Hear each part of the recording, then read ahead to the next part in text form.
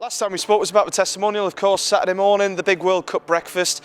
Talk us through what's happening on Saturday. Basically, we've got the World Cup final screened live in the Living North marquee.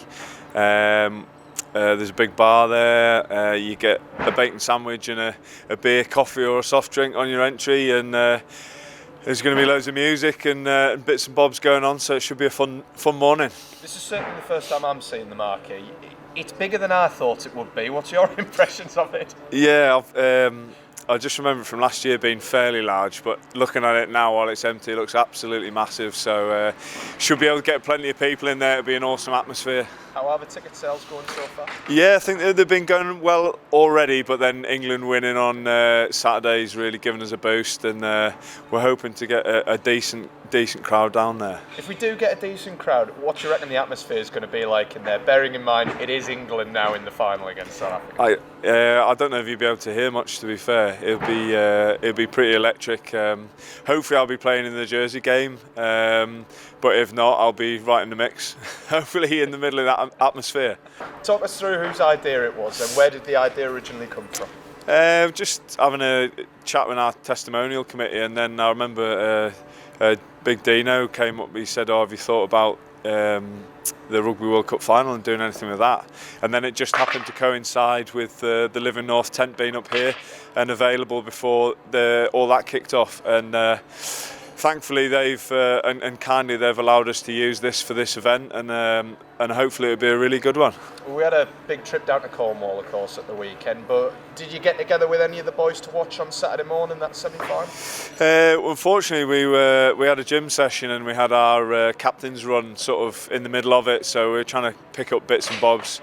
Managed to catch the sort of last 20 minutes after the game, and obviously the most important part, and seeing England getting that win was pretty special. How surprised were you to see us overcome the All Blacks? Because so many people were talking them up beforehand, the greatest sports team of all time, and England just didn't take it back and step, did they? No, I mean they started so well, started with a bang, and I mean the quality's been there throughout the tournament. Really, they've been playing well, but so have New Zealand. So that's why everyone wanted to see that clash, and England took the game to New Zealand and held on and kept that quality throughout. And actually, they could have scored more points. And actually, for a pretty soft try for New Zealand, they would have nilled them. How great was it from the Fulton's perspective as well to see Matt Wilson come on for the last 10 minutes and play a pretty instrumental role as well at the break then?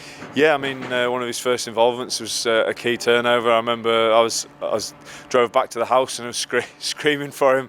But I mean he's put a hell of a lot of hard work in, and you know, you can see the condition he's in, and he doesn't look out of place in that team. In fact, he looks absolutely brilliant, and everything he's got is deserved, and hopefully he'll be involved next week. Do you reckon it's going to be a very, very close affair, or do you think England are who's going to be favourites going into? I mean, who knows? I mean, you've got two great sides going at each other. South Africa's physicality, but then you could see England's physicality against New Zealand. So tactically, it might be a little bit different from the South Africans, but it's going to be a hell of a final, and hopefully England come on top. How's the testimonial year going so far?